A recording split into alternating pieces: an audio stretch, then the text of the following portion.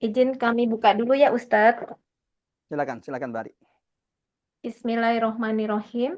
Assalamualaikum warahmatullahi wabarakatuh.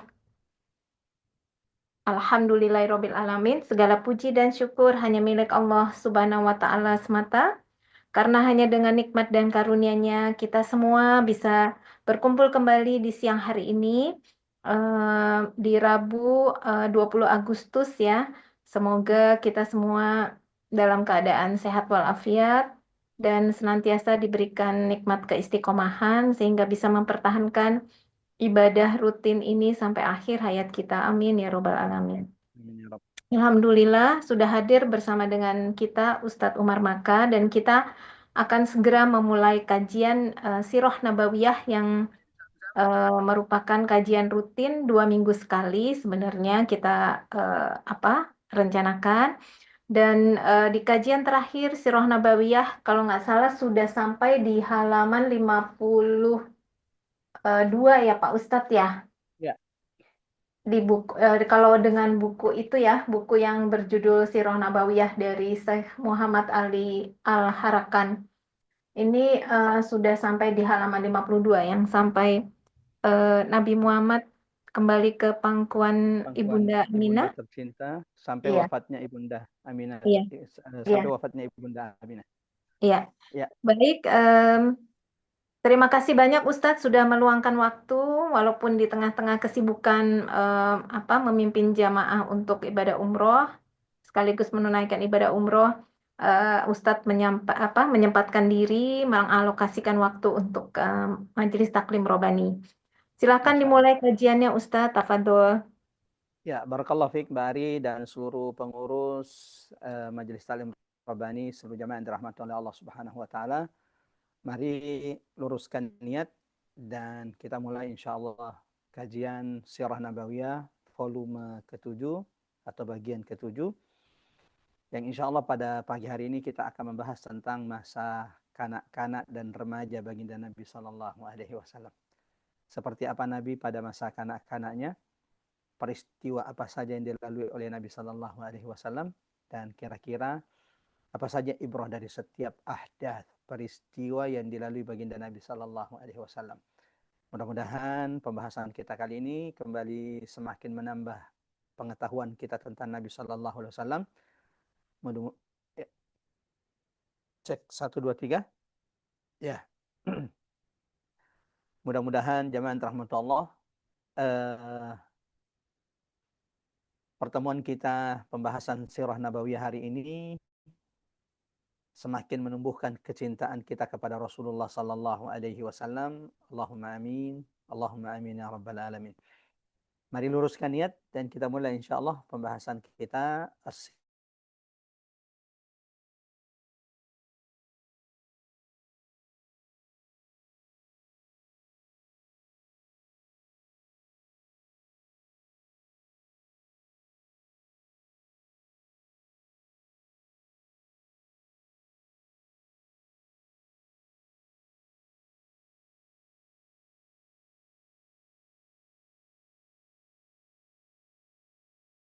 Ahadus Samad lam yalid wa lam yulad wa lam yakul lahu kufuwan ahad. Asyhadu an la ilaha illallah wahdahu la syarika lah.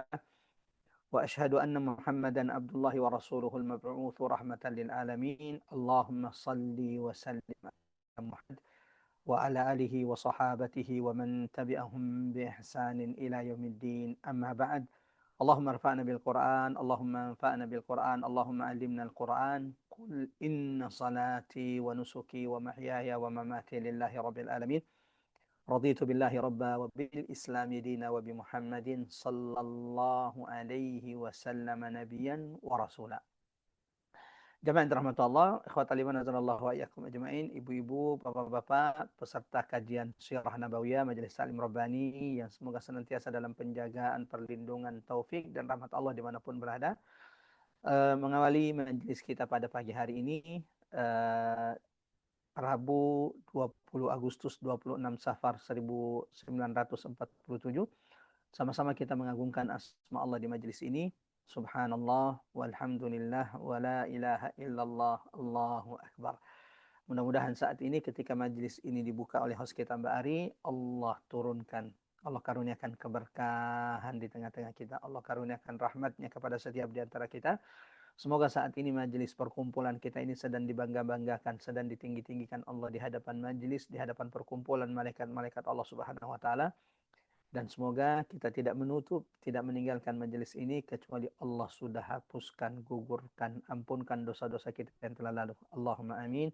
Allahumma amin ya rabbal alamin. Salawat dan taslim semoga senantiasa tercurahkan kepada baginda Nabi sallallahu alaihi wasallam yang kita semua umatnya menjadi saksi annahu ballaghar risalah, bahwa Nabi sallallahu alaihi wasallam telah menyampaikan risalahnya kepada umatnya, telah menunaikan amanahnya kepada umatnya, bahwa Nabi sallallahu alaihi wasallam wa nasfahal ummah, telah memberikan nasihat, petunjuk terbaik kepada kita semuanya.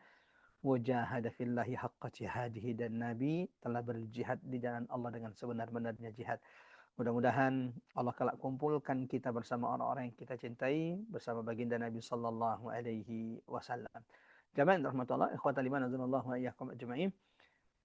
Sebelum memulai pembahasan kita hari ini, melanjutkan volume ke-6 sebelumnya, ikhwatal iman azanallahu wa iyyakum ajma'in.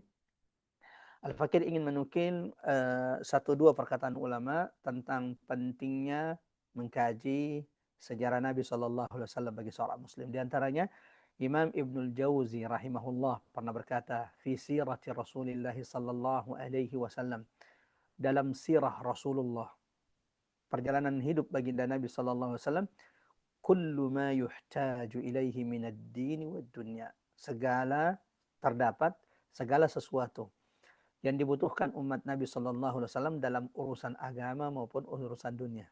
Allahu akbar. Mengkaji sirah Nabi, ya, maka akan menjadikan seorang muslim mendapatkan jawaban-jawaban dari pertanyaan-pertanyaan yang diperlukannya, baik itu dalam urusan dunia ataupun dalam urusan akhirat.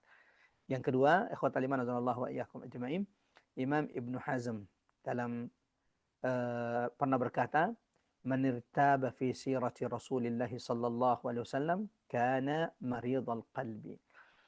Barang siapa yang ragu terhadap sirah, sejarah hidup baginda Nabi sallallahu alaihi wasallam, meragukan perjalanan hidup Nabi sallallahu alaihi wasallam yang diceritakan ulama-ulama, yang diceritakan sahabat-sahabat Nabi sallallahu alaihi wasallam, maka beliau mengatakan kana maridul qalbi. Orang itu berarti orang yang sedang sakit hatinya. Allahu akbar. Jamaah rahmatullah, salah satu tujuan kita mengkaji sirah Nabi sallallahu alaihi wasallam seperti yang sudah kita tegaskan di pertemuan pertama, agar kita semakin mengenali Rasul sallallahu alaihi wasallam, dan agar kita semakin bertambah kecintaan kita kepada Nabi sallallahu alaihi wasallam. Ibadah kita jauh dari ibadah Nabi sallallahu alaihi wasallam. Ya, iman kita jauh dari iman Nabi sallallahu alaihi wasallam. Salah satu harapan kita agar Allah dekatkan surga kita dengan surga Nabi sallallahu alaihi wasallam adalah dengan kecintaan kita kepada Rasul sallallahu alaihi wasallam. Anas bin Malik radhiyallahu an menceritakan kepada kita bagaimana seorang sahabat datang menanyakan tentang hari kiamat kepada Nabi. Lalu Nabi bertanya balik kepada sahabat tersebut, "Wa madza a'dadta laha?" Apa yang sudah engkau persiapkan wahai sahabatku untuk hari kiamat? Lalu sahabat ini kemudian hanya bisa menjawab, "Ya Rasulullah, aku tidak punya bekal banyak. Akan tetapi aku sungguh mencintai Allah dan Rasulnya." Maka disitulah Nabi berkata kepada sahabat tersebut, "Anta ma'aman ahbabt." Engkau nanti pada hari kiamat akan bersama yang engkau cintai. Allahu Akbar. Itu berarti sahabat tersebut dengan kecintaannya kepada Nabi akan didekatkan surganya oleh Allah dengan surga baginda Nabi sallallahu alaihi wasallam. Mudah-mudahan kita juga termasuk begitu. Allahumma amin. Allahumma amin ya rabbal alamin. Kita lanjut jemaah rahmatullah pembahasan kita. Saya coba share materi kita hari ini. Semoga semakin memudahkan insyaallah kita memahami pembahasan kita pada pagi hari ini, volume ke-7 ya, pembahasan ke-7 dari sirah baginda Nabi sallallahu alaihi wasallam, di mana di pertemuan ini insyaallah kita akan membahas tentang masa kanak-kanak dan remaja Rasulullah sallallahu alaihi wasallam. Bapak-bapak, ibu-ibu yang dirahmati oleh Allah Subhanahu wa taala, ya. Mohon maaf ini temanya salah, ya. Pembahasan kita sebelumnya, ya, di antara pembahasan yang sudah kita jelaskan di pertemuan sebelumnya 2 pekan yang lalu adalah Satu, bagaimana kita sudah jelaskan tentang pengasuhan Halimatus Sa'diyah dengan semua perjalanan panjangnya yang sudah kita ceritakan, yang sudah kita bahaskan pada pertemuan sebelumnya. Bagaimana seorang Halimah As-Sa'diyah, seperti yang disebutkan oleh Imam Ibn Hisham dalam sirahnya, bersaksi akan keberkahan hidupnya. Mulai detik pertama Nabi ada di tengah-tengah mereka. Yang tadinya kehidupan mereka sulit, yang tadinya air susunya, asinya itu kering, ya. Bukan kering tetapi kurang untuk anaknya. Bagaimana tadinya ontanya itu tidak punya setetes pun air susu. Yang tadinya kampungnya Bani Sa'ad di Taif, ya, itu salah satu negeri yang paling kering.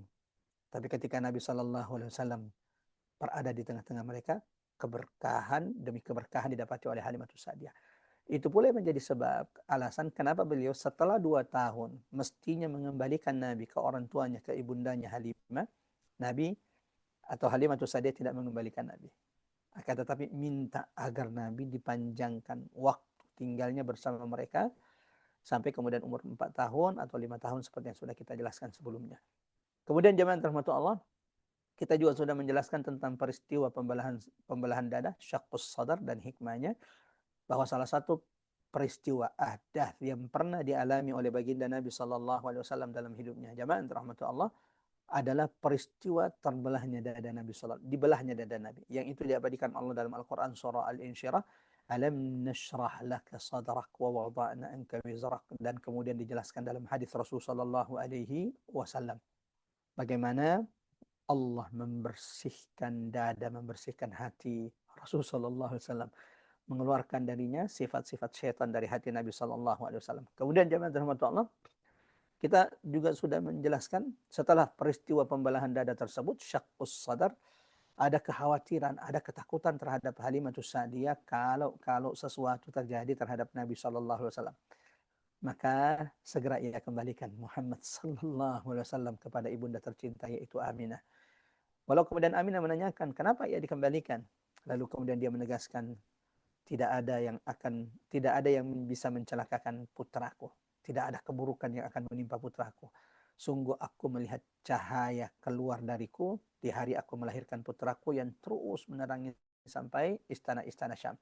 Kemudian jemaah rahmatullah, kita juga sudah membahas di pertemuan sebelumnya tentang bagaimana ibunda Rasulullah Aminah setelah Nabi kembali ke pangkuannya, pelukan ibunda tercinta, Aminah membawa putra tercintanya Muhammad sallallahu alaihi wasallam yang saat itu masih kecil, kurang lebih umurnya masih 5 tahun, membawa Nabi berziarah ke kota Madinah Al-Munawwarah, ya, yang saat itu masih bernama Yathrib, ya. Dan Nabi berkata, setelah Nabi datang ke Madinah lalu mendoakan keberkahan kepada kota Madinah, Nabi melarang menamai Madinah dengan Yathrib, tetapi Madinah itu adalah Thayyibah, negeri yang baik. Allahu Akbar. Nah, jemaah Allah, Aminah membawa putranya Muhammad sallallahu alaihi wasallam ke Madinah Al-Munawwarah, menziarahi kuburan ayahanda tercinta Abdullah, sebagaimana juga menziarahi, berkunjung ke kerabat Nabi sallallahu alaihi wasallam dari Bani Najjar. Jadi Nabi hijrah ke Madinah, Nabi bukanlah orang asing yang betul-betul tidak punya kerabat. Nabi itu punya kerabat dari Bani Najjar karena kakeknya Nabi Hashim itu menikah dengan wanita dari Bani Najjar. Lanjut, jemaah rahmatullah, terakhir pembahasan kita bagaimana Aminah di perjalanannya pulang, Allahu Akbar, membawa putra tercinta Muhammad yang tidak pernah merasakan kasih sayang sang ayah, menziarahi kuburan bapaknya, menziarahi kerabatnya dari Bani Najjar. Sepulangnya dari kota Madinah menuju kota Makkah, tiba di sebuah tempat yang bernama Abwa. Ibunda Rasulullah Aminah sakit dan kemudian wafat di tempat tersebut, ya. Yang sampai hari ini kuburan ibunda Nabi di Abwa antara Madinah dengan Mekah, lebih dekat kepada Madinah, itu masih bisa kita dapati. Dan di umur itulah Nabi SAW, Allahu Akbar, sekitar umur Nabi 5 atau 6 tahun, Rasulullah SAW sudah kehilangan kedua orang tua Nabi SAW. Nabi itu sudah tidak merasakan kasih sayang seorang ayah dan pula tidak merasakan kasih sayang seorang ibu. Dan sudah kita sampaikan, tegaskan di pertemuan sebelumnya bahwa semua ini di antara bentuk Allah mentarbiyah, mendidik baginda Nabi Sallallahu Alaihi Wasallam, menyiapkan pundak baginda Nabi Sallallahu Alaihi Wasallam, menguatkan jiwa Rasul Sallallahu Alaihi Wasallam. Karena ketika Nabi dewasa, ketika Nabi kelak besar, ada amanah besar yang Allah akan berikan kepada Muhammad Sallallahu Alaihi Wasallam. Dia angkat menjadi Rasul, penutup risalah para Nabi dan Rasul, Imamul Anbiya'i war Rasul. Kita masuk, jamaah rahmatullah, ke pembahasan kita pada kesempatan kali ini, yaitu peristiwa-peristiwa yang dialami Nabi Sallallahu Alaihi Wasallam mulai dari masa kanak-kanaknya Nabi Sallallahu Alaihi Wasallam sampai masa remajanya Nabi. Mohon ini dicatat baik-baik, diingat baik-baik, bahwa setiap peristiwa yang Allah karuniakan kepada Nabi, atau setiap peristiwa yang dilalui oleh Nabi, itu adalah bentuk cara Allah mentarbiyah, mendidik Rasulullah Sallallahu Alaihi Wasallam dengan didikan terbaik. Ya, dan ini menjadi pelajaran bagi kita. Ketika Allah timpakan ujian berat kepada kita semenjak kecil, bisa jadi Allah sedang menyiapkan perkara besar kepada kita. Saya sering memotivasi adik-adik, anak-anak kita kalau berkunjung ke pesantren terus ketemu dengan anak yatim. Saya ingatkan bahwa orang besar itu akan disiapkan Allah semenjak kecil dengan ujian-ujian besar. Seperti Nabi SAW. Imam Asy-Syafi'i rahimahullah, Muhammad ibn Idris rahimahullah, ya, yang terkenal dengan kecerdasannya. Imam madhab Syafi'i. Imam madhab Syafi'iyah. Ternyata perjalanan hidupnya juga tidak mudah. Sudah menjadi yatim semenjak kecil. Kehilangan kasih sayang orang tuanya semenjak kecil. Yang mendidik beliau, yang membiayai beliau adalah ibunda tercinta. Ya, setelah wafatnya ibunda Nabi Sallallahu Alaihi Wasallam Aminah, maka pengasuhan Rasul Sallallahu Alaihi Wasallam, jamaah rahmatullah, berpindah dari ya ibunda Aminah kepada kakeknya Abdul Muttalib. Di umur Nabi kurang lebih 6 tahun sampai umur kurang lebih 8 tahun. 2 tahun Nabi dalam pengasuhan kasih sayang kakeknya Abdul Muttalib. Kita tahu bahwa Abdul Muttalib Sayyidu Quraisy, salah satu petinggi Quraisy yang amat sangat disegani. Kakek Nabi Abdul Muttalib lah yang menemukan sumur Zam-Zam setelah sekian lama tertimbun, tertanam.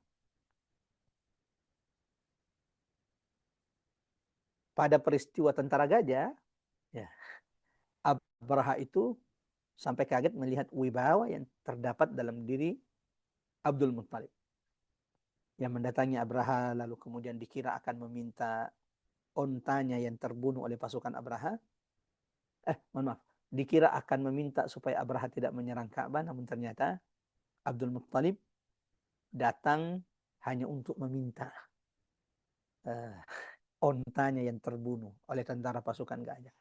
Sampai-sampai Abraha berkata, saya kira Anda datang untuk meminta saya tidak menyerang Ka'bah. Ternyata apa yang saya sangkakan kepada Anda tidak sesuai sangkaan saya. Ternyata Anda hanya datang untuk meminta onta Anda yang terbunuh oleh pasukan saya. Lalu Abdul Muttalib mengatakan, Ana Rabbul Ibil. Aku ini pemilik onta. Walil baiti Rabbun Yahmi. Sementara Ka'bah punya pemilik yang pasti akan menjaganya. Yang kemudian Allah abadikan dalam Quran surah Al-Fil. Bagaimana Allah hancurkan, bagaimana Allah binasakan tentara gajah sehancur-hancurnya. Yang terakhir terbunuh adalah pemimpinnya tersendiri, Abraha. Nah, Abdul Muttalib, jamaah rahmatullah, ikhwatal iman azanallahu wa iyyakum ajma'in, sepeninggal kedua orang tua Nabi, sepeninggal ibunda Nabi Aminah, maka beliau yang langsung mengasuh, mendidik cucu tercinta. Beliau mencurahkan kasih sayangnya yang luar biasa kepada Nabi Sallallahu Alaihi Wasallam. Bahkan buku-buku sirah mengabadikan bagaimana Abdul Muttalib itu mencintai, menyayangi, mengasihi Nabi melebihi putra-putranya sendiri. Ya Arab. Ya. Jadi tidak benar kalau ada orang mengatakan bahwa Nabi itu tidak terjaga semenjak beliau yatim, semenjak meninggal kedua orang tuanya. Karena pernah juga ada penceramah dalam ceramahnya yang su'ul adab kepada Nabi. Menunjukkan bahwa memang tidak faham tentang sirah baginda Nabi SAW. Mengatakan bahwa ya Nabi itu kan jangan terlalu dibesar-besarkan, bagaimana ya Nabi itu ya manusia biasa. Betul Nabi manusia. Tapi sebaik-baik manusia yang pernah ada di atas muka bumi. Lalu dengan sul adab dia katakan bahwa Nabi itu yang namanya juga anak-anak tinggal sama kakek nenek biasanya tidak terurus, ingusan dan lain-lain. Seberani itukah lisan itu berbicara tentang Nabi SAW. Minimal dia pernah baca buku sirah yang paling pendek saja, Khalasatun Nurul Yakin. Ya. Kalau mau agak lebih panjang sedikit, ya buku yang dikarang oleh Syekh Safiur Rahman Mubarakfuri yang kita bahas di kajian kita ini. Mau lebih besar, lebih panjang lagi, baca sirah Ibnu Hisham. Mau lebih detail lagi, baca sirah Ibnu Ishaq. Baru kemudian mengatakan tentang Nabi Sallallahu Alaihi Wasallam. Ya. Ini mudah-mudahan menjadi pengingat bagi kita jamaah rahmatullah, akhwat liman azanallahu wa iyyakum ajmain. Sebelum lanjut, minta 1 menit. Ya, lanjut. Tadi saya minta adik-adik untuk menyalakan AC. Ya, akhwat liman azanallahu wa iyyakum ajmain. Sampai di mana tadi? Ya, jangan asal bicara tentang Nabi kalau belum bahas atau baca buku sirah. Minimal yang paling pendek. Ya. Ringkasan dari buku-buku sirah Nabi Sallallahu Alaihi Wasallam. Ya, Nabi itu amat sangat disayangi, amat sangat dijaga oleh Abdul Muttalib. Bahkan Abdul Muttalib mengasihi, mencintai Nabi itu melebihi cintanya, perhatiannya kepada putra-putranya. Coba deh buka buku-buku sirah seperti Sirah Ibn Hisham, ya, atau buku yang kita bahas hari ini, Ar-Rahiqul Makhtum karya Syekh Safiur Rahman Mubarakfuri yang mendapatkan penghargaan penulisan sirah terbaik oleh kerajaan Saudi. Bahwa pembesar-pembesar Quraisy itu rata-rata biasanya punya majelis, punya andia, tempat nongkrong, tempat berkumpul di sisi Ka'bah.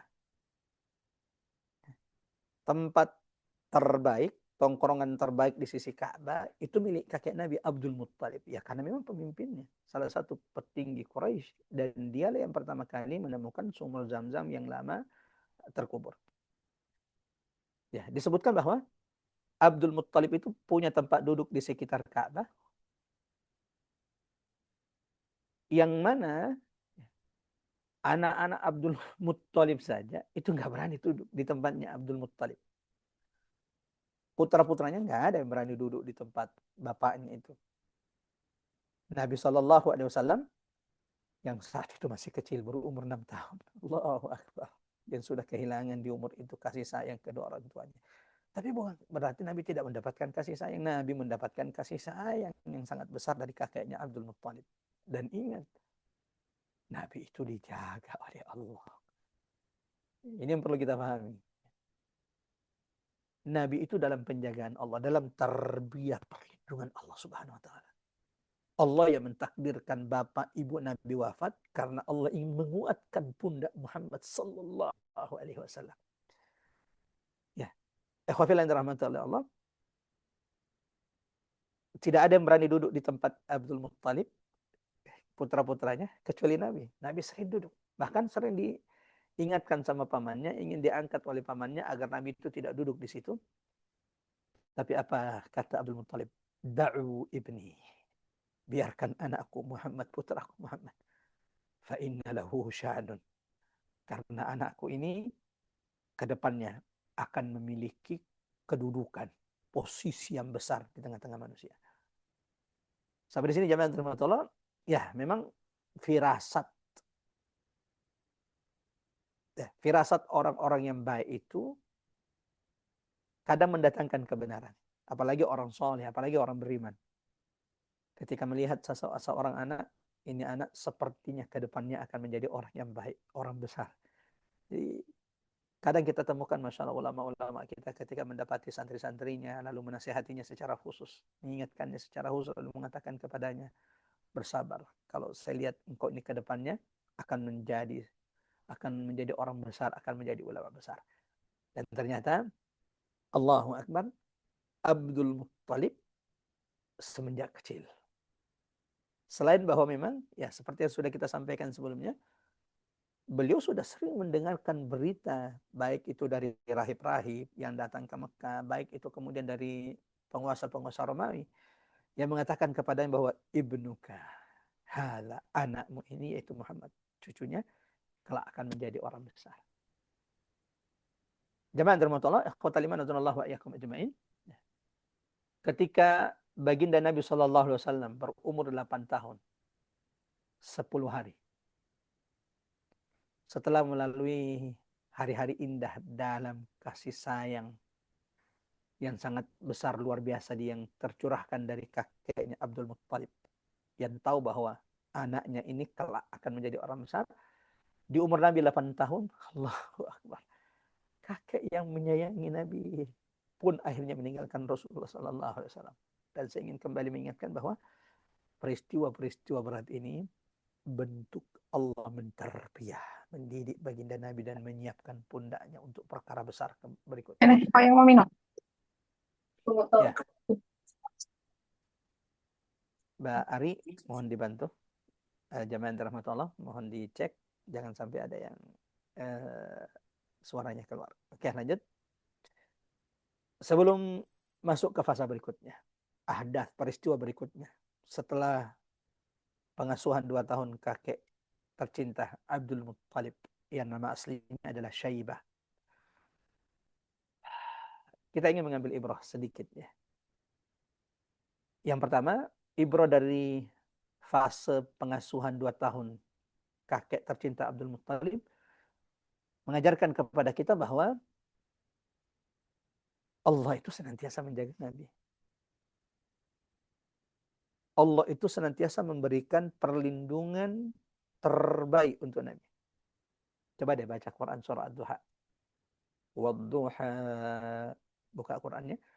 Wal-laili idza saja, demi waktu duha.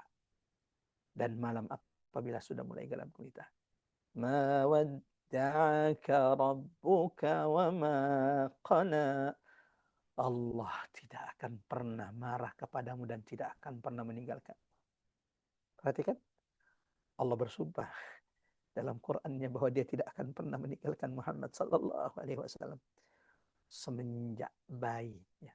Allah senantiasa memberikan penjagaan, perlindungan terbaik kepada Nabi. Ya, Nabi memang kehilangan kedua orang tuanya, tapi bukan berarti kehilangan kasih sayang. Kemudian Allah firmankan dalam Quran surah Duha ayat ke-6. Alam yajidka yatima fa'awa. Muhammad, ingat, bukankah dulu engkau adalah seorang anak yang yatim? Fa'awa. Lalu kami berikan kepada Muhammad tempat perlindungan. Allahu Akbar. Yang terbaik untukmu. Nah, salah satunya tempat perlindungan terbaik itu adalah pengasuhan kakeknya Abdul Muttalib. Yang kedua, jamaah yang dirahmati Allah, akhwatal iman azallallahu wa iyyakum ajmain. Ya. Ibrah kedua sebelum kita lanjut ke pembahasan berikutnya, pembahasan kedua. Ini perlu kita ingat. Masya Allah. Kasih sayang, lingkungan kasih sayang semenjak kecil itu mempengaruhi anak. Allahu Akbar. Semoga ini menjadi pengingat bagi Al-Fakir, pengingat bagi kita semuanya. Sering ninggalin anak-anak. Walaupun insya Allah ketika berada di tengah-tengah anak-anak, memaksimalkan betul. Ngajak mereka ketika berangkat kajian. Saya sedang menasihati diri saya, menasihati kita semuanya. Bahwa ternyata kasih sayang itu, didikan keluarga akan membentuk karakter. Seperti apa didikan sejak kecil, khususnya didikan keluarga, bapak, ibunya, lingkungan di sekitarnya, itu mempengaruhi karakter anak kita. Keluarga yang dipenuhi dengan kasih sayang akan melahirkan anak-anak yang pengasih, perhatian kepada orang-orang di sekitarnya. Masya Allah. Makanya Nabi, kita lihat bagaimana beliau amat sangat menyayangi putra-putrinya, cucu-cucunya. Sholat pun ketika mereka naik ke pundak Nabi, dibiarkan Nabi di pundaknya Hasan Hussein. Ketika beliau sujud, Hasan Hussein naik ke punggung Nabi. Seakan-akan menjadikan Nabi seperti tunggangannya, lalu dibiarkan oleh Nabi. Sampai sahabat yang mengatakan, wahai Hasan, wahai Hussein, sebaik-baik tunggangan adalah tunggangan kalian. Allah. Nabi merangkul mereka. Nabi mendudukkan di atas pangkuannya sambil merangkul, mencium mereka. Sampai-sampai ada Arab Badui, lihat perilaku Nabi terhadap cucunya itu berkata, saya punya banyak. Gak ada yang pernah saya buat seperti ini. Gak pernah kita itu orang Arab. Kami itu di Badui di tempat kami. Gak ada tuh kami cium-cium anak-anak kami, rangkul-rangkul. Gak ada seperti itu kami lakukan. Lalu Nabi berkata kepada mereka, takutlah kalian kalau Allah akan keraskan hati-hati kalian. Ibu-ibu, bapak-bapak yang dirahmati Allah, mari hadirkan kasih sayang di tengah keluarga kita, karena itu akan membentuk pribadi karakter anak-anak kita. Nabi sampai mengatakan dalam hadis, Innallah idza arada bi ahli baitin khaira. Allah itu kalau menginginkan kebaikan untuk sebuah keluarga, Allah inginkan kebaikan untuk keluarga kita. Apa ciri-cirinya, tanda-tandanya? Salah satunya kata Nabi, adkhala alaihimur rifq. Allah akan masukkan kelembutan dalam keluarga tersebut. Sebagaimana Nabi ingatkan kepada kita, kekerasan itu tidak akan mendatangkan kebaikan kecuali keburukan. Kekerasan itu tidak mendatangkan kecuali keburukan saja. Semoga ini menjadi nasihat bagi kita semua, pengingat bagi kita semuanya. Kalau punya anak, ya, kemudian anak kita menikah, ingatkan poin ini. Dan sahabat Nabi Umar bin Khattab itu menceritakan bahwa salah satu yang membuat karakternya dia itu keras, walau kemudian setelah beliau masuk Islam, Masya Allah, ya, kerasnya Umar bin Khattab itu di jalan Allah, dalam agama Allah Subhanahu Wa Taala. Beliau mengatakan karakter beliau yang keras itu tidak lepas dari didikan bapaknya Al-Khattab yang juga keras, yang kadang memukul beliau. Allahu Akbar. Lanjut jemaah rahmatullah Allah. Akhwat iman azallahu wa iyyakum ajmain. Bapak-bapak, ibu-ibu yang dirahmati oleh Allah Subhanahu wa taala. Ya, setelah wafatnya Abdul Muttalib, kakek Nabi sallallahu alaihi wasallam, pengasuhan Nabi sallallahu alaihi wasallam kemudian berpindah kepada pamannya Abu Talib. Kenapa Abu Talib, Ustaz? Ya, jadi Nabi itu mulai dari umur 8 tahun sampai Nabi menikah. Bahkan sampai Nabi diangkat menjadi Nabi, Abdul Muttalib tidak pernah meninggalkan keponakannya Muhammad sallallahu alaihi wasallam. Sedikit tambahan faedah.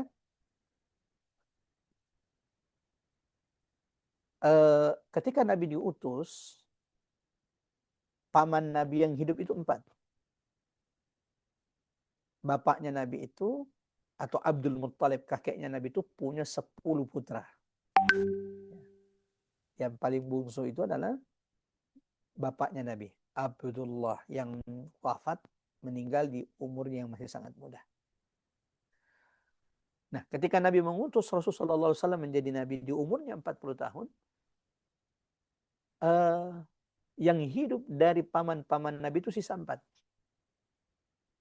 Dari 4 ini, 2 masuk Islam, 2 tidak. Yang tidak masuk Islam ini, 1 tidak masuk Islam tetapi membackup, mendukung, menguatkan dakwah Nabi, yaitu Abu Talib. 1 tidak masuk Islam dan menjadi musuh terbesar Nabi, memusuhi dakwah Nabi. Yaitu Abu Lahab yang Allah turunkan surah dalam Quran yang dibaca sampai hari kiamat, yang merupakan bentuk kemurkaan laknat Allah kepada Abu Lahab. Tabbat yada abi lahabi wa tab ma agna anhu maluhu wa ma kasab. Jadi ini dua yang tidak masuk Islam. Abu Talib menjadi pembela pendukung dakwah Nabi. Abu Lahab menjadi musuh, salah satu musuh terbesar dakwah Nabi sallallahu alaihi wasallam. Nah, dua masuk Islam. Siapa yang masuk Islam dari paman Nabi? Satu, Hamzah ibnu Abdul Muttalib, Sayyidus Syuhada. Sehingga Allah, Asadullah, yang gugur syahid di perang Uhud. Allahu Akbar. Yang Nabi amat sangat sedih ketika mendapati pamannya bukan hanya gugur syahid, tapi tubuhnya juga sudah dirusak oleh musuh-musuh Allah saat itu. Yang kedua, paman Nabi yang masuk Islam adalah Al-Abbas ibnu Abdul Muttalib, bapak dari sahabat Nabi Abdullah bin Abbas. Nah, dari empat ini, setelah wafatnya Abdul Muttalib, kakek Nabi Shallallahu Alaihi Wasallam, pengasuhan Nabi itu kepada Abu Talib. Pertanyaannya, kenapa Abu Talib? Poinnya sudah tertulis di sini. Karena dari keempat pamannya yang masih hidup ini, Abu Talib itu adalah saudara kandung dari bapak Nabi Abdullah. Abu Talib itu memperlakukan keponakannya sebaik-baiknya. Mendahulukan Nabi di atas anak-anaknya. Seperti apa beliau mendahulukannya? Abu Talib itu, Masya Allah, ya itulah tarbiyah Allah kepada Nabi. Kenapa mesti ke Abu Talib pengasuhannya? Abu Talib itu kan banyak anak. Kemudian Abu Talib itu tidak sekaya Abu Lahab, tidak sekaya paman-paman Nabi lainnya. Abu Talib itu miskin. Banyak anak, miskin. Yang kadang makanannya itu kadang tidak cukup untuk anak-anaknya. Ditambah lagi dengan Muhammad Sallallahu Alaihi Wasallam. Allah. Maka Nabi ingat betul bagaimana kebaikan pamannya Abu Talib yang mengasuhnya semenjak kecil, walaupun pamannya itu miskin, tapi mendahulukannya terhadap anak-anaknya. Ini membuat Nabi Sallallahu Alaihi Wasallam tidak melupakan kebaikan pamanda tercinta. Ketika beliau sudah jadi kaya raya, ketika beliau dikayakan Allah setelah menikah dengan Ibunda Khadijah, Nabi ingat kebaikan pamannya. Maka beliau kemudian ingin memudahkan pamannya Abu Talib. Maka salah satu anaknya itu diambil. Salah satu anaknya itu diambil. Ali bin Abi Thalib. Tinggal di rumahnya. Sebagai apa? Bentuk balas budi kepada pamannya yang juga pernah mengasuhnya waktu ia kecil. Maka ia mengambil sepupunya, Ali bin Abi Thalib, tinggal di rumahnya sejak kecil untuk meringankan beban paman. Ini mengajarkan kepada kita bahwa Nabi itu mengajarkan kita, memerintahkan kita senantiasa membalas kebaikan orang-orang yang mungkin pernah berbuat baik kepada kita semuanya. Mungkin mereka sudah wafat, mereka sudah meninggal, tapi anak-anaknya. Kita dulu mungkin waktu kuliah tinggal di rumah mereka, dulu mereka yang punya perhatian kepada kita dari sekian paman-paman kita. Ketika engkau sukses, ketika engkau berhasil, jangan lupa kebaikan-kebaikan kita. Belajar dari baginda Nabi Sallallahu Alaihi Wasallam. Nah, salah satu bentuk bagaimana Abu Talib mendahulukan baginda Nabi Sallallahu Alaihi Wasallam, jemaah rahmatullah, akhwatali manazzalallahu iyyakum ajma'in. Abu Talib itu tidak akan memulai makan bersama anak-anaknya dan istrinya Fatimah bintu Asad. Jadi kalau Abu Talib itu tidak sempat masuk Islam sampai beliau wafat, dan itu boleh membuat Nabi itu amat sangat bersedih. Sampai Allah turunkan ayat untuk menguatkan Nabi, menghibur Nabi. Innaka la tahdi man ahbab Muhammad. Engkau tidak memberi petunjuk kepada siapa yang engkau cintai. Walakin Allah yahdi man yasha. Ya. Beliau tidak masuk Islam, tetapi istrinya masuk Islam. Fatimah bintu Asad. Itu masuk Islam. Dan ketika beliau wafat, Fatimah bintu Asad, Nabi Sallallahu Alaihi Wasallam, jemaah rahmatullah, ikhwatali manazzalallahu yakum jemaah, sendiri turun ke kuburannya. Bahkan Nabi berbaring di kuburannya. Coba dicek di buku-buku sirah. Beliau berbaring di kuburannya, berharap agar Allah menjaganya, melindunginya dari fitnah kubur. Yang kedua, Kadang kalau Abu Talib itu minum susu yang kadang tidak cukup untuk anak-anaknya, maka dia tunggu Nabi Muhammad. Menariknya bahwa makanan yang tidak cukup untuk kadang tidak cukup untuk anak-anaknya dengan keluarganya, tapi kalau ada Nabi Muhammad di tengah-tengah mereka, Allah cukupkan makanan itu. Susu yang biasa mereka minum, ya, kalau mereka yang kadang tidak cukup untuk keluarga Abu Talib, tapi kalau ada baginda Nabi di tengah-tengah mereka, Allah cukupkan susu itu. Dan di pagi hari ketika beliau bangun mendapati anak-anaknya masih acak-acakan rambutnya, Nabi itu sudah terlihat oleh Abu Talib, sudah klimis, rapi. Ini bantahan jawaban kepada mereka yang mengatakan Nabi itu tidak terurus waktu kecilnya karena tinggal sama kakek. Allahu Akbar. Ingat, Nabi dalam penjagaan Allah. Alam ma wadda'aka rabbuka wa ma qala. Mendahulukan baginda Nabi di atas anak-anaknya, menghormatinya, dan selama sekitar 40 tahun melindunginya sepenuh daya. Ikhwatal iman azanallahu wa iyyakum ajma'in.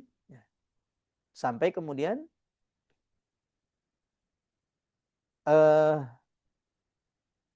Abdul Muttalib itu, Abu Talib itu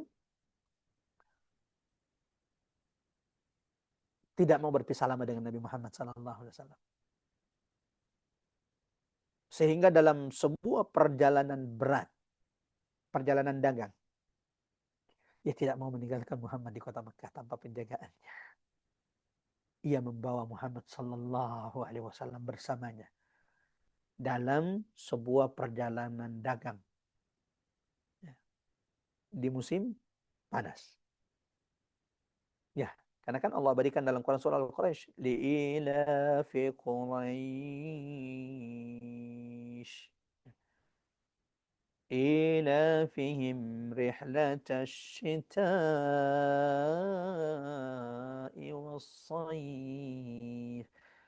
Orang Quraisy itu punya kebiasaan. Kebiasaan mereka itu melakukan perjalanan dagang di musim panas dan di musim dingin. Musim panas mereka ke Syam, musim dingin ke Yaman. Nah, dan kemarin kita juga sudah jelaskan bahwa yang pertama kali membuat sunnah, tradisi perjalanan dagang itu kakek Nabi, Hashim ibn Abdul Muttalib. Jadi memang Masya Allah, Nabi itu lahir dari keluarga yang berkah, yang biasa melakukan kebaikan. Abu Talib membawa Nabi Muhammad berdagang bersamanya di Syam di musim panas. Dari kota Makkah, kalau ke Syam itu kemana Ustaz? Kalau Mekah berarti arah utara. Madinah dulu, dari Madinah terus ke utara, sampai nanti ketemu hari ini perbatasan Jordania dengan Saudi yang bernama Tabuk. Ya. Nanti ada Tabuk, ada Mu'tah, itu sudah masuk Jordania, sudah masuk negeri Syam. Ya. Nah, jemaah yang dirahmati Allah, ikhwatal iman azanallahu wa iyyakum ajmain. Buku-buku sirah mengabadikan bahwa dalam perjalanan dagang Abu Talib, ketika Nabi saat itu masih berumur kurang lebih 12 tahun, terjadilah pertemuan baginda Nabi Shallallahu Alaihi Wasallam atau kafilah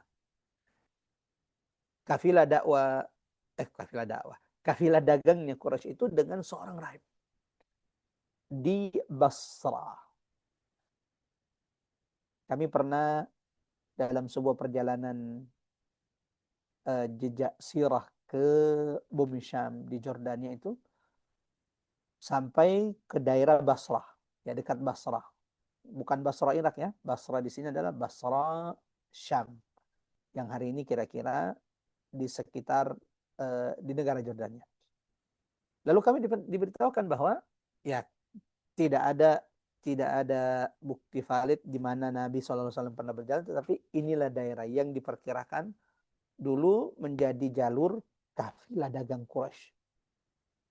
Dan ternyata memang itu padang pasir yang panjang.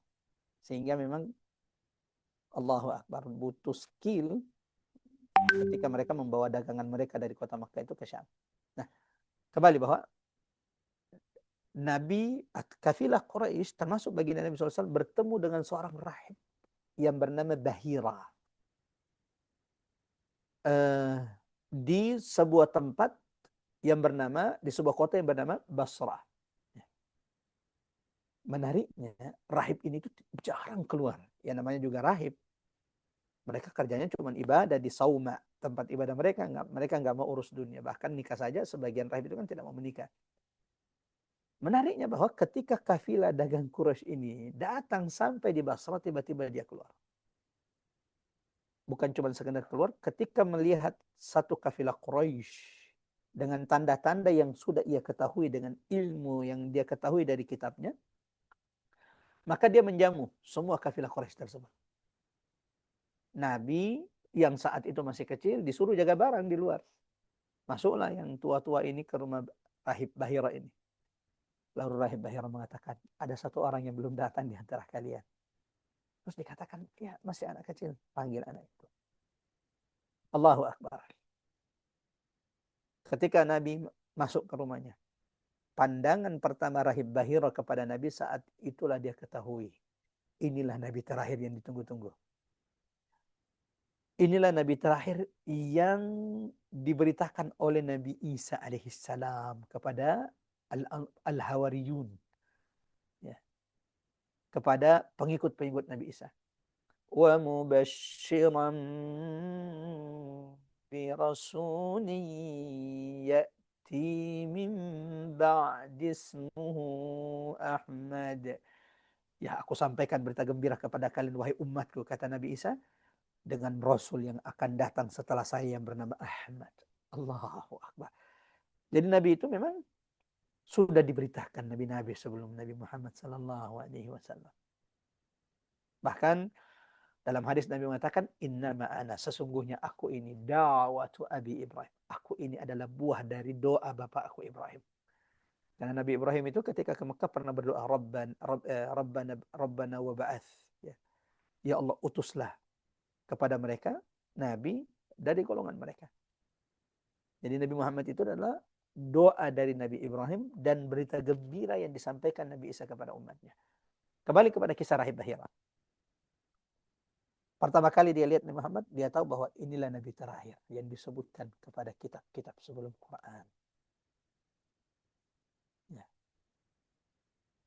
Sehingga saat itulah Rahib Bahira itu berkata, Man walidu hadzal gulam. Siapa bapak anak ini? Yang dimaksud oleh Nabi Muhammad, siapa bapak anak ini? Abu Talib mengatakan, saya bapaknya. Lalu Rahib Bahira memintanya untuk mendekat, lalu berkata kepadanya, demi Allah, tidak mungkin. Ya, ini perkataan Rahib Bahira. Demi Allah, tidak mungkin bapak anak ini masih hidup. Ada sumber mengatakan, riwayat mengatakan, kenapa Rahib Bahira begitu yakin? Setelah Rahib Bahira itu mendapati tanda khatamun nubuah. Ya. Tanda khatamun nubuah. Khatamun nubuah itu apa, Ustaz? Bahwa pemilik tanda ini dia adalah nabi terakhir, khatam, penutup kenabian. Dia adalah penutup, enggak ada lagi nabi setelahnya kecuali dajjal, ya, para pendusta, nabi-nabi palsu, ya. Tandanya apa? Kalau tidak salah, Ibn Wahab itu pernah berkata, semua nabi itu ternyata punya tanda. Semua nabi yang diutus oleh Allah. Ada sekitar berapa nabi? 124.000 nabi yang diutus oleh Allah. Kullu nabiyyin lahu alama. Setiap nabi itu punya tanda. Apa tandanya? Semua nabi itu punya tanda di lengannya. Gak usah cek bapak-bapak, gak usah cek lengannya, gak ada lagi nabi setelah Nabi Muhammad SAW. Semua nabi itu punya tanda. Tanda kenabian mereka itu di lengannya. Illal Mustafa. Kecuali baginda Nabi SAW. Tanda kenabian itu, Nabi Rasulullah itu bukan di lengannya, tetapi di mana? Di antara kedua pundak baginda Nabi Sallallahu Alaihi Wasallam. Di sanalah terletak khatamun nubuwah, tanda kenabian. Dan ada banyak sahabat yang pernah melihat tanda kenabian tersebut. Di antaranya Salman Al-Farisi radhiyallahu an, yang ketika mendapati tanda khatamun nubuwah di pundak Nabi, ya, dengan beberapa tanda-tanda sebelumnya yang sengaja beliau cek, ya, karena Salman Al-Farisi itu sudah pernah mendengarkan berita tentang akan diutusnya Nabi terakhir. Dan Nabi terakhir itu akan hijrah di kota yang banyak ditumbuhi pohon korma, yaitu Madinah. Salman Al-Farisi tinggal di Madinah sambil menunggu. Dan ketika dia dengar bahwa Nabi terakhir itu sudah hijrah, Dia datang melihat tanda-tanda tersebut. Salah satunya adalah khatamun nubuwah, tanda kenabian Nabi. Seperti apa Ustaz? Disebutkan dalam buku-buku sirah, sebagaimana kemudian dalam kitab Syama'il Muhammad karya Imam At-Tirmidzi rahimahullah, bab tentang khatamun nubuwah, tanda kenabian Rasulullah SAW, disebutkan bahwa tanda kenabian Nabi itu berada di antara kedua pundak Nabi, lebih dekat kepada pundak kiri Nabi, berbentuk apa? Seperti ya sebuah daging menonjol dipenuhi dengan bulu-bulu, kurang lebih besarnya seperti telur burung puyuh. Ya, itu tanda kenabian Nabi. Yang ketika Salman Al-Farisi melihat itu, segera memeluk Nabi. Lalu bersyahadat di hadapan Nabi. Asyhadu an la ilaha illallah wa asyhadu anna Muhammad Rasulullah. Ya, jadi Rahib Bahira itu melihat tanda itu, sehingga dia yakin bahwa dialah Nabi terakhir. Bukan cuma menegaskan ya, bahwa Nabi Muhammad Nabi terakhir. Rahib Bahira ketika mengetahui bahwa anak yang berusia 12 tahun di depannya itulah Nabi terakhir, itu yang diberitakan, yang dijanjikan, ia segera menasihati Abu Talib. Irji' bi ibni akhika hadha. Abu Talib, cepat bawa pulang anak saudaramu ini. Cepat bawa pulang. Jangan sampai orang-orang Yahudi mengetahui apa yang saya ketahui tentang anak ini. Kenapa? Yahudi itu kan kita tahu salah satu kebiasaan mereka itu yuqattilunal anbiya, membunuhi para nabi yang tidak sesuai dengan hawa nafsu mereka. Jangan dikira orang Yahudi itu tidak kenal Nabi. Jangan dikira orang Yahudi itu tidak mengetahui ciri-ciri Nabi. Mereka tahu ciri-ciri Nabi. Tapi kenapa ketika Nabi diutus? Karena Nabi terakhir yang mereka tunggu-tunggu, bahkan pernah mengancam orang-orang Ansar, orang-orang penduduk asli Madinah, Aus dan Khazraj, kalau Nabi terakhir itu sudah Allah utus yang kami tunggu-tunggu di tengah-tengah kami akan memusuhi kalian, membunuhi kalian. Ya. Seperti hancurnya Iram. Ya. Sampai segitunya. Ternyata Nabi terakhir Allah tidak pilih dari Bani Israel karena kerusakan yang sudah mereka lakukan di atas muka bumi Allah. Nabi terakhir ternyata dari bangsa Arab. Dari keturunan Ismail alaihissalam. Keturunan Nabi Ibrahim Khalilur Rahman. Nah, jamaah yang terhormat, ikhwatal iman azanallahu wa iyyakum ajmain, maka Nabi kemudian dibawa pulang oleh Abu Talib seperti yang dinasihatkan oleh Rahib Bahira. Sampai di sini, Masya Allah. Ada beberapa ibrah yang bisa kita petik pada peristiwa pertemuan Nabi SAW dengan Rahib Bahira. Di antaranya jamaah rahmatullah, ikhwatal iman azanallahu wa iyyakum ajmain. Tanda-tanda kenabian Muhammad SAW itu sudah tampak semenjak muda. Coba baca Quran surah Al-A'raf. Quran surah Al-A'raf, Quran surah berapa? Quran surah ke-7. Ayat 157. الذين يتبعون الرسول النبي الذي يجدونه مكتوبا عندهم في التوراة والإنجيل. Nabi Muhammad itu tertulis dalam Taurat dan Injil. Masih kurang dalilnya? Coba deh. Ibu, bapak-bapak, kalau pegang mushaf, buka Quran surah Al-Baqarah, Quran surah kedua ayat 146. Syukur-syukur kalau ada jamaah yang mau membacakan ayatnya. Kalaupun tidak bisa bacakan ayatnya, terjemahannya saja. Quran surah Al-Baqarah ayat 146 dan Quran surah Al-Baqarah Quran surah Al-An'am, Quran surah ke-6 ayat 20. Ada kira-kira yang mau berbagi di antara jamaah yang dirahmati Allah, bacakan ayatnya. Semoga ini menjadi kebaikan pahala buat beliau, Mbak Ari atau tim dari Majelis Ta'lim Rabbani. Ada yang bisa bantu bacakan? Quran surah kedua Al-Baqarah ayat 146. Quran yang kedua Quran surah Al-Baqarah, Al-An'am, Quran surah ke-6 ayat 146. Ya. Kalau memang Afwan, tidak ada, Al-Baqarah ayat berapa tadi, Ustaz? 157, Mbak. Silakan. Bisa dibacakan terjemahan. Al-Baqarah 157. Ya. A'udzubillahi minasyaitonirrajim. Mereka itulah yang memperoleh ampunan itu. Sorry, bukan 157, Al-Baqarah kali ya tadi yang 157. 146. Oh, Maaf, 146. 146. A'udzubillahi minasyaitonirrajim. Al-Baqarah ayat 146. Orang-orang yang telah kami beri kitab Taurat dan Injil mengenal Muhammad seperti mereka mengenal anak-anak mereka sendiri. Ya, Sesungguhnya sebagian mereka pasti menyembunyikan kebenaran, padahal ya. mereka mengetahuinya. Allahu Akbar. Al-An'am Al-An'am Quran surah ke-6 ayat 20. Boleh dibaca juga, Mbak? Baik. A'udzubillahi minasyaitonirrajim. Al-An'am ayat 20. Orang-orang yang telah kami beri kitab kepadanya, mereka mengenal Muhammad seperti mereka mengenal anak-anaknya sendiri. Orang-orang yang merugikan dirinya, mereka itu tidak beriman kepada Allah. Ya, Masya Allah. Jamaah rahmatullah. Ya, dua ayat ini menegaskan Nabi itu berulang-ulang disebut dalam kitab sebelum Quran, baik itu Taurat atau Injil. Alladzina atainahumul kitab. Orang-orang yang kami telah berikan kepada mereka Alkitab. Yaitu Yahudi dan Nasrani. Ya. Ya'rifunahu kama ya'rifuna abna'ahum. Mereka itu mengenali baginda Nabi sallallahu alaihi wasallam seperti mereka mengenali anak-anak mereka. Kama rahmatullah. Lihat ayatnya. Mereka itu mengenali Nabi Muhammad seperti mengenali anak mereka. Dan itu Allah tegaskan juga di Al-An'am ayat 20. Alladzina atainahumul kitab. Orang-orang yang telah kami berikan kepadanya kitab Yahudi dan Nasrani.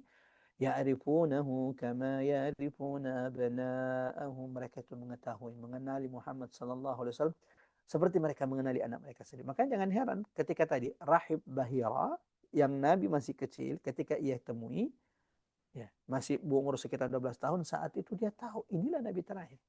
Ya, karena mereka mengenali anak mereka itu seperti mengenali anak mereka sendiri.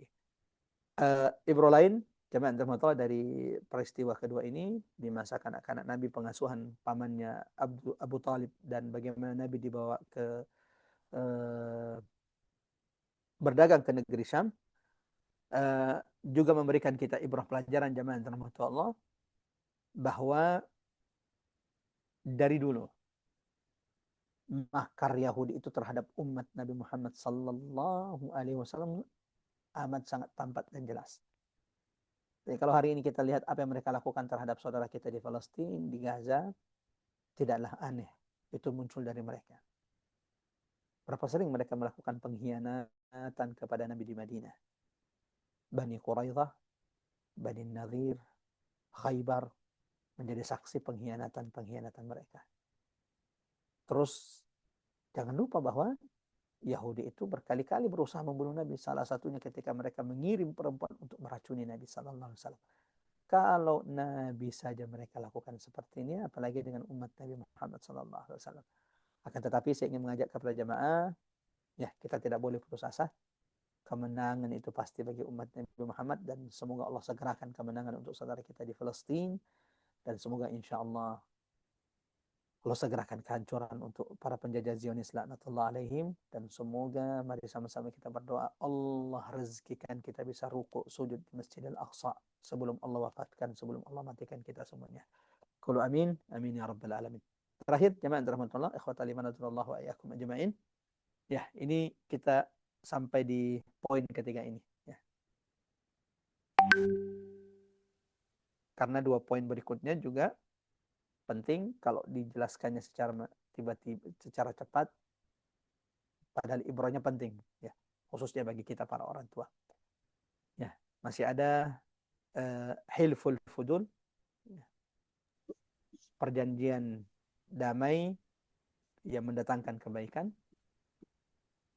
Kemudian Nabi pada masa remajanya tidak punya pekerjaan tetap, tapi beberapa buku-buku sumber-sumber sirah termasuk hadis Nabi Shallallahu Alaihi Wasallam menjelaskan bahwa Nabi itu di masa kanak-kanaknya, di masa remajanya pernah mengembala kambing. Nah, ini insya Allah mungkin akan kita bahas setelah pertemuan tadabbur kita di pekan depan, 2 pekan berikutnya insya Allah, ketika kita melanjutkan pembahasan sirah nabawiyah. Jemaah rahmatullah, ikhwatal iman azanallahu wa iyyakum ajmain. Ketika Nabi Shallallahu Alaihi Wasallam berumur 15 tahun. Ingat kaidahnya, setiap peristiwa yang dilalui Nabi itu bentuk tarbiyah. Allah mendidik baginda Nabi sallallahu alaihi wasallam. Ya. Ketika Nabi berumur 15 tahun, terjadi sebuah peristiwa yang disebut dengan Harbul Fujjar, perang Fujjar. Kenapa disebut dengan perang Fujjar, Ustaz? Ya, perang ini antara Quraisy, Kinana, dan sekutunya Kinana melawan Qais dan sekutunya. Dan Nabi hadir saat itu walau Nabi tidak ikut perang. Kenapa disebut dengan perang Fujjar? Fajir, rusak. Ya. Karena peperangan ini terjadi melanggar kesucian bulan-bulan haram. Inna iddatas syuhuri indallahi 12 syahran. Jumlah bulan itu yang di sisi Allah kan 12 bulan yang diciptakan Allah. Minha arba'atun hurum. Di antara 12 bulan ini ada yang disebut dengan bulan-bulan haram. Yang oleh orang-orang Arab itu sangat diagungkan, sangat dihormati. Dan mereka biasanya tidak mau berperang di bulan haram, di bulan-bulan haram ini. Nah, bulan-bulan haram itu apa saja, Ustaz? 1 Zulqa'dah, Zulhijjah, Muharram, Rajab. Nah, jadi 4 bulan ini disebut dengan Ashhurul Hurum. Bulan-bulan haram. Tidak boleh melakukan kerusakan di dalamnya, bahkan tidak boleh terjadi peperangan di bulan-bulan yang haram ini. Nah, ternyata Quraisy itu pernah melanggar kehormatan 4 bulan haram ini. Zulqa'dah, Dzulhijjah, Muharram, Rajab. Apa bentuk pelanggaran mereka? Mereka tetap berperang padahal sudah masuk di Ashhurul Hurum. Makanya disebut dengan Harbul Fujjar. Perang yang melanggar kesucian bulan haram. Yang terjadi di antara Quraisy dan sekutunya Kinana dan Qais dan Ailan. Jamaah yang terhormat, ikhwatal iman azanallahu wa iyyakum ajmain. Ya. Ini dilalui oleh Nabi, dilihat di depan mata Nabi di umur Nabi 15 tahun. Masa Nabi remaja, ya. Para ulama sirah mengatakan ya Nabi itu tidak ikut perang, ya, kecuali hanya mengumpulkan anak-anak panah saja, yang kemudian anak-anak panah itu diserahkan kepada paman-paman Nabi Shallallahu Alaihi Wasallam. Jadi Nabi itu tidak ikut langsung dalam peperangan tersebut. Kenapa? Kata ulama, ini salah satu bentuk cara Allah menjauhkan Nabi dari kezaliman dan tidak ikut-ikut. Ya. Jadi Nabi tidak ikut serta. Salah satu yang dilakukan Nabi hanya memberikan memberikan anak panah kepada pamannya. Itu pun beberapa kali saja yang diikuti oleh Nabi Shallallahu Alaihi Wasallam. Satu kata ulama, peristiwa ini akan memberikan pengalaman bagi Nabi karena dakwah Nabi akan dimusuhi. Nabi akan diusir dari kota Mekah. Sudah diusir dari kota Mekah, bahkan Nabi diserang di kota Madinah pada perang Uhud, dikepung dalam perang Ahzab. Peristiwa yang dialami ketika Nabi umur 15 tahun ini memberikan pengetahuan tersendiri. Ketika peperangan kelak yang akan dihadapi oleh Nabi SAW ketika beliau menjadi Nabi dan Rasul, yang pernah dialami Nabi di umur 15 tahun ini akan memberikan pengalaman tersendiri kepada Nabi. Sehingga Masya Allah, Perang Badar menjadi saksi bagaimana Nabi SAW membawa pasukan kaum muslimin yang saat itu jumlahnya hanya 300 lebih mengalahkan 1000 pasukan Quraisy. Perang Uhud ya, juga menjadi saksi bagaimana Nabi dengan 700 pasukan setelah 300 orang-orang munafik itu meninggalkan Nabi SAW bertahan dengan jumlah sedikit itu di hadapan 3000 pasukan Quraisy dengan melakukan taktik bertahan di daerah Uhud. Ya. Nanti kalau mudah-mudahan suatu saat kita bisa dipertemukan Allah di Mekah dan di Madinah dan bisa mengambil sirah langsung dari tempat terjadinya perang Uhud. Masya Allah. Ibrah, pelajaran yang tidak pernah berhenti untuk kita petik dari kehidupan Nabi Sallallahu Alaihi Wasallam. Nah, jemaah yang terhormat Allah, itu yang pertama. Jadi ini memberikan pengalaman kepada Nabi karena Allah Maha mengetahui Nabi, dakwanya akan dimusuhi, beliau akan diperangi, dan pengalaman di remaja itu akan bermanfaat bagi Nabi Sallallahu Alaihi Wasallam. Yang kedua, ibrah, pelajaran dari sini jemaah dan terhormat Allah. Kenapa Nabi tidak ikut langsung perang? Karena ini peperangan fujar, ini peperangan yang tidak benar, ini melanggar kehormatan, kesucian bulan-bulan haram. Sementara Nabi, ingat, senantiasa dalam penjagaan Allah. Allah tidak membiarkan nabinya itu, ikhwatal iman azanallahu wa iyyakum ajma'in, melakukan kezaliman secara langsung. Ya. Yang terakhir, jamaah dirahmatullah, ikhwatal iman azanallahu wa iyyakum ajma'in, Nabi adalah orang yang paling pengasih. Nabi adalah orang yang paling adil, maka segala bentuk yang akan merusak ya akhlak mulia Nabi dijauhkan Allah dari baginda Nabi Sallallahu Alaihi Wasallam. Sampai di sini, mudah-mudahan insya Allah bermanfaat pembahasan sirah nabawiyah kita pada kesempatan kali ini. Ada 3 peristiwa pada masa kanak dan remaja Nabi Sallallahu Alaihi Wasallam yang kita bahas. Yang kedua, yang pertama adalah pengasuhan, 2 tahun pengasuhan kakek Nabi yang tercinta Abdul Muttalib, ya. Dan tadi ibrahnya juga sudah kita jelaskan. Yang kedua, pembahasan kita pengasuhan Nabi kemudian berpindah kepada Abdul Muttalib yang mendahulukan Nabi daripada anak-anaknya, bahkan tidak ingin meninggalkan Nabi di Mekah sementara dia keluar berdagang. Nabi kemudian dibawa berdagang bersamanya sampai kemudian bertemulah dengan Rahib Bahira. Yang ketiga, kita sudah membahas tentang Harbul Fujjar, peperangan Fujjar yang melanggar kesucian bulan haram, di mana Allah pun menjaga Nabi Sallallahu Alaihi Wasallam untuk kemudian terjun ikut langsung dalam peperangan tersebut yang melanggar kesucian bulan-bulan haram.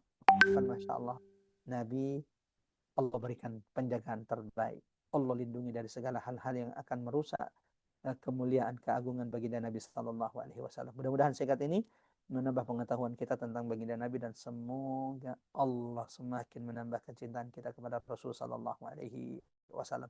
Saya kembalikan kepada host kita Mbak Ari. Tafadhol, silakan Mbak Ari. Terima kasih Ustadz. Silahkan, mau ditutup dulu biasanya Ustadz Ya, untuk sebelum ke kita tutup sesi dulu. tanya Seperti jawab. biasa kita tutup dulu supaya kita sempurnakan majelis ini. Mungkin ada yang perlu, ada yang punya hajat. Semoga pahala disempurnakan Allah. Salah satu bentuk sempurnanya pahala majelis ilmu kalau kita duduk sampai majelis itu ditutup. Sama-sama kita baca surah Al-Asr. A'udzubillahi minasyaitonirrajim. Bismillahirrahmanirrahim. Wal 'asr innal insana lafi khusr illa alladziina aamanu wa 'amilus shalihat wa tawashaw bil haqqi wa tawashaw bis sabr. Sahabat Nabi itu kalau sudah kumpul, mereka jarang berpisah kecuali saling mengingatkan dengan membacakan surah Al-Asr. Yang kedua, sama-sama kita tutup dengan doa kafatul majlis. Subhanakallahumma bihamdik, asyhadu an la ilaha illa anta, nastaghfiruka wa natubu ilaik. Wa sallallahu ala Muhammad wa ala ali Muhammad walhamdulillahi rabbil alamin. Kita sudah tutup majlisnya. Semoga pahala sudah disempurnakan Allah, dan semoga dosa-dosa kita yang lalu telah dihapuskan, digugurkan, diampunkan Allah Subhanahu wa taala. Allahumma amin, Allahumma amin ya rabbal alamin. Kami kembalikan kepada host kita. Tafadhali, silakan Mbak Ari. Ya, amin ya robbal alamin. Terima kasih Ustadz. Kita sampai ke sesi tanya jawab. Silahkan Bapak dan Ibu yang sudah menyimak kajian ini dari awal sampai akhir. Bagi yang ingin bertanya bisa langsung unmute atau bisa raise hand. Silahkan. Mbak Ari, Tadi. saya Ya mau silahkan. bertanya. Ya mangga, tafadholi.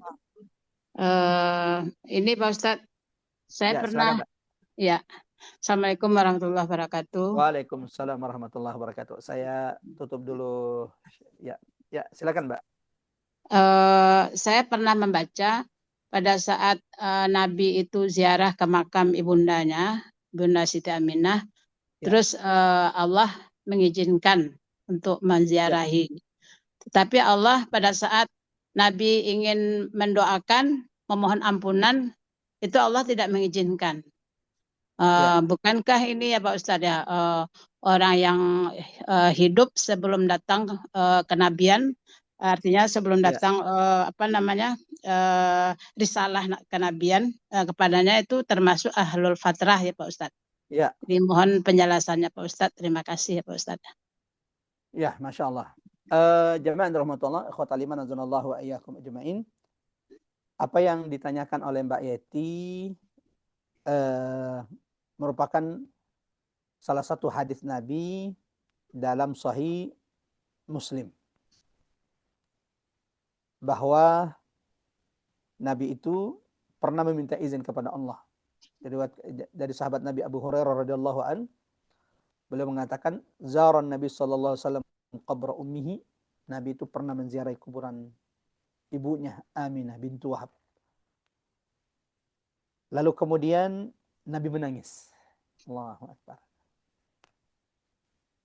Ketika Nabi menangis, kata Abu Hurairah, abka man haula. Tangisan Nabi itu membuat menangis sahabat yang melihat Nabi SAW. Ya, Nabi berkata, ista'adzantu Rabbi, aku memohon, meminta kepada Tuhanku untuk memohonkan ampun kepadanya, dan aku tidak diberikan izin oleh Allah. Ya. Wasta'dzantuhu, dan aku meminta izin kepada Allah untuk menziarahi kuburannya. Fa'adzina li. Maka Allah mengizinkan saya. Fazurul qubur fa innaha tudzakkirul maut. Lalu Nabi mengingatkan sahabatnya, wahai sahabatku, ya, berziarahlah, ziarahilah, sering-seringlah kalian ziarahi kubur, ya. Karena ziarah kubur itu akan mengingatkan kita dalam kematian. Jamaah yang dirahmati ikhwatal iman azanallahu wa iyyakum ajmain. Terkait orang tua Nabi, ini memang ada dua pendapat besar ulama kita. Ya. Dan saya memilih bahwa orang tua Nabi itu adalah ahlul fatrah. Ahlul fatrah itu apa, Ustaz? Orang yang tidak diazab. Ya, ahlul fatrah itu adalah mereka yang hidup sebelum diutusnya Nabi. Jadi tidak diazab. Kalau Allah berkehendak, ya, kedudukan mereka, posisi mereka terserah bagaimana rahmat dan kasih sayang Allah. Mereka akan diperlakukan seperti sesuai dengan perbuatan mereka masing-masing. Nah, dan saya tidak ingin membuka bab ini karena memang ulama itu ada dua pembahasan besarnya. Tetapi kalau saya ditanya, saya lebih memilih pendapat bahwa orang tua Nabi itu termasuk ahlul fatrah. Wallahu a'lam bishawab. Ya, seperti itu. Silakan. Ada lagi? Baik, terima kasih Ustadz untuk jawabannya. Bu Yeti, terima kasih. Ada lagi yang ingin bertanya?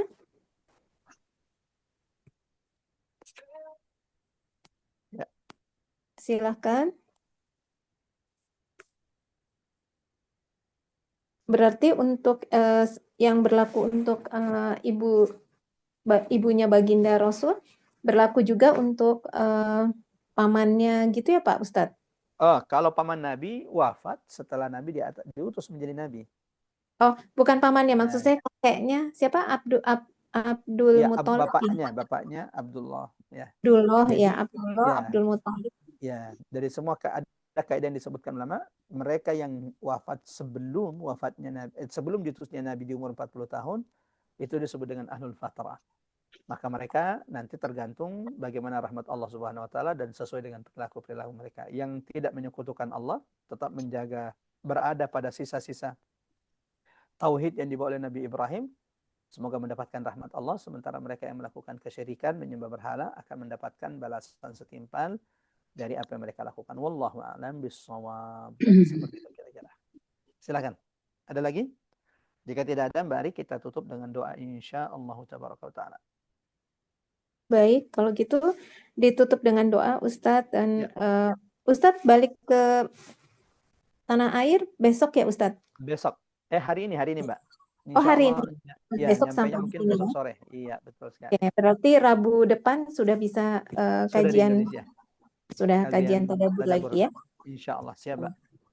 Baik, Ya, ditutup dengan doa Ustadz. Terima kasih banyak untuk doanya yang dibacakan di Tanah Suci, di waktu dan tempat yang mustajab ya. Mudah-mudahan semua doa Ustadz untuk jamaah Majelis Taklim Robani diijabah oleh Allah Subhanahu wa taala, dan untuk hari ini Ustadz juga masih di Tanah Suci, mudah-mudahan doanya juga mustajab ya bagi kita semuanya.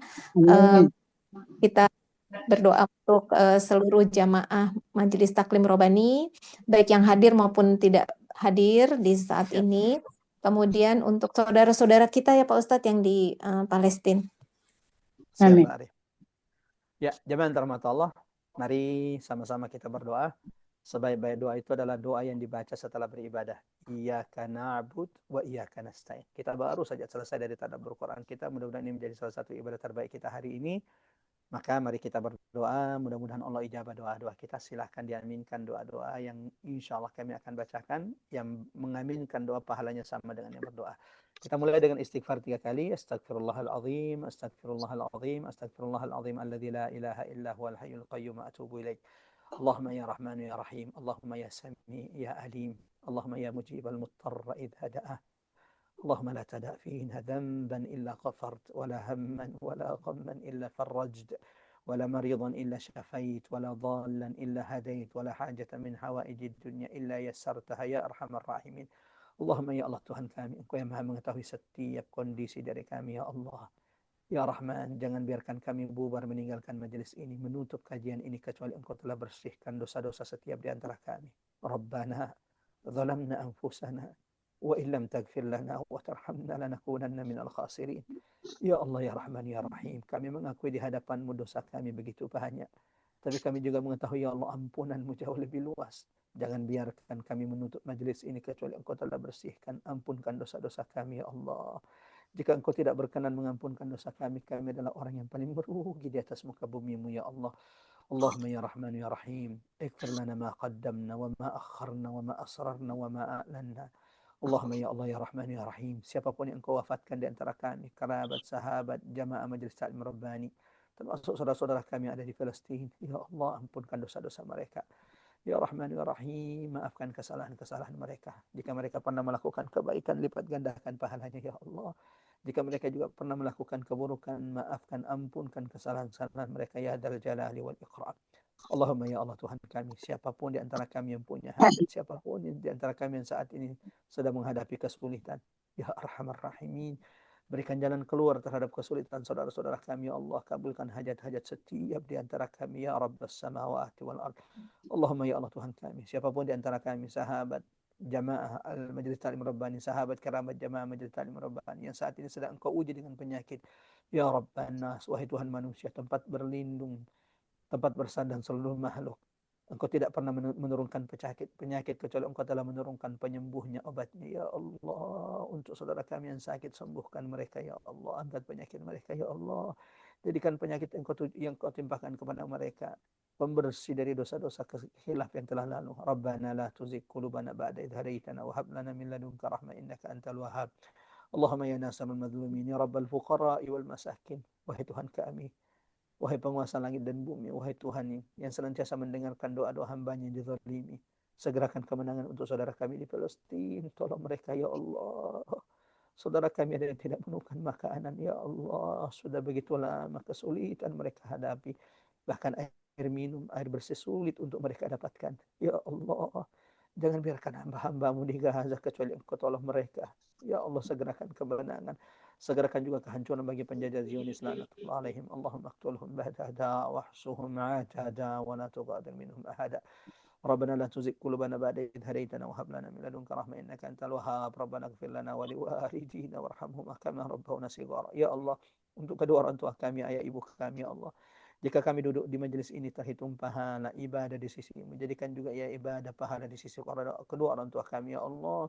Jadikan juga duduknya kami di majelis ini menjadi penerang kuburan orang tua kami saat ini. Rabbi ghfirli wa liwalidayya warhamhuma kama rabbayani shaghira. Rabbana atina fid dunya hasanah wa fil akhirati hasanah wa qina adzabannar. Wa sallallahu ala Muhammad walhamdulillahi alamin. Semoga Allah ijabah doa kita. Barakallahu fikum. Sampai bertemu insyaallah di kajian sirah 2 pekan yang lalu, 2 pekan yang akan datang. InsyaAllah pekan depan, Rabu depan kita akan melanjutkan tadabbur surah Al-A'raf, surah ke-7. Wassalamualaikum warahmatullahi wabarakatuh. Waalaikumsalam warahmatullahi wabarakatuh. Barakallahu fiik, Ustaz. Terima kasih. Bapak dan Ibu semua, terima kasih banyak atas perhatian dan dukungannya. Mohon maaf lahir batin kalau ada kekurangan atau yang tidak berkenan. Kita bertemu lagi insya Allah di Rabu mendatang dengan kajian tadabbur surat Al-A'raf dan untuk Sirah Nabawiyah di 2 minggu mendatang. Terima kasih. Wabillahi taufik wal hidayah. Wassalamualaikum warahmatullahi wabarakatuh. Waalaikumsalam warahmatullahi wabarakatuh. Terima kasih Mbak Ari. Terima kasih Mbak Ari. Terima kasih semuanya. Barakallahu. Iya, terima kasih Mbak Tesi. Assalamualaikum. Waalaikumsalam. Maaf lahir batin. Maaf lahir batin.